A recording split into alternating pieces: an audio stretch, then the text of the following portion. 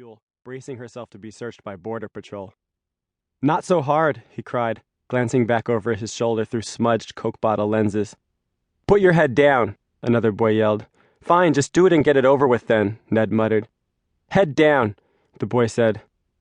I wound my arm back and let fly a fastball that seemed to hang in the air for a second before ricocheting from the small of Ned's back, like a Pete Sampras ace off some hapless ball boy at Wimbledon.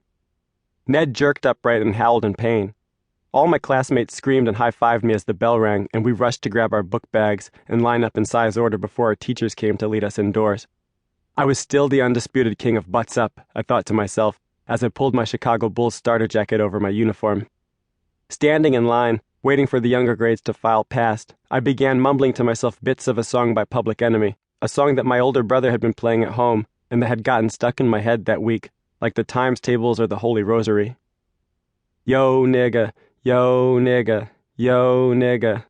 I repeated the refrain over and over under my breath, unthinkingly, as I relived in my mind's eye the glorious coup de grace, the death blow I'd just dealt Ned from over 10 yards away. Blow! "But you're a nigger, too," a voice said from behind me, and I half made out what I'd just heard, but not fully. I went on singing my song, which I couldn't claim to understand on any level, but which somehow made me feel cool as hell, and that was all that mattered. The voice repeated itself, louder this time. "But you're a nigger too, Thomas, aren't you?" "Huh?" I said, pivoting to see Craig standing there, his dirty blonde hair cut by his mother's Flowbee into the shape of an upside-down serving bowl, like a medieval friar without the bald spot. "What did you just say?" "You're a nigger too, right? So how can you say that?" "How can I say what?" Yo nigga, how can you say that when you're a nigger too, right?" My mother is white, my father black. They met in San Diego in the late 1960s.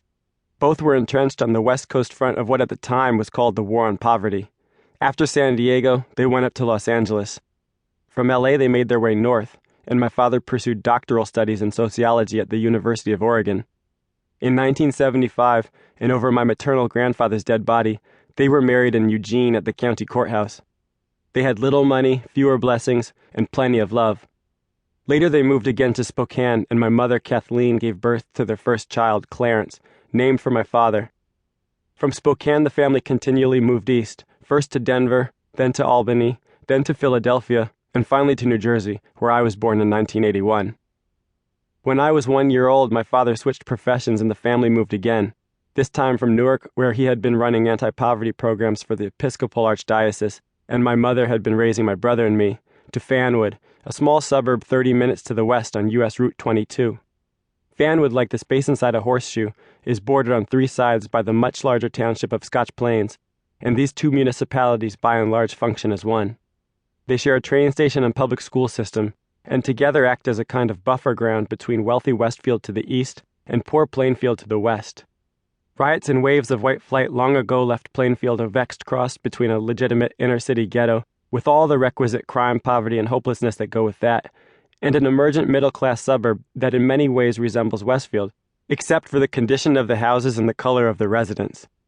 No such white flight occurred in Fanwood, Scotch Plains, or Westfield, although like so many small towns in New Jersey, they had their designated black pockets.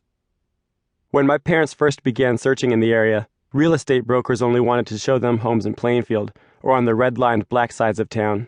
They said families like ours tended to prefer things this way. But my father, who we call Pappy in a nod to his southern roots, had led a childhood that was boxed in by formal segregation in Texas and no longer could stand to be told where to live. Out of principle, he said to the brokers, "Thank you, but no thank you," and insisted on seeing all listings. Reluctantly, they caved, and the 4 of us settled into a 3-bedroom ranch on Fanwood's decidedly white side. It was a neighborhood of well-kept homes with yards that were flared up, with inflatable "It's a Boy" lawn signs, lighted holiday displays, and the occasional life-size Virgin Mary shrine. There were 2 main downtown areas in either direction of our house, with more pizzerias than banks or dry cleaners, and to Pappy's lament, without a single bookstore between them.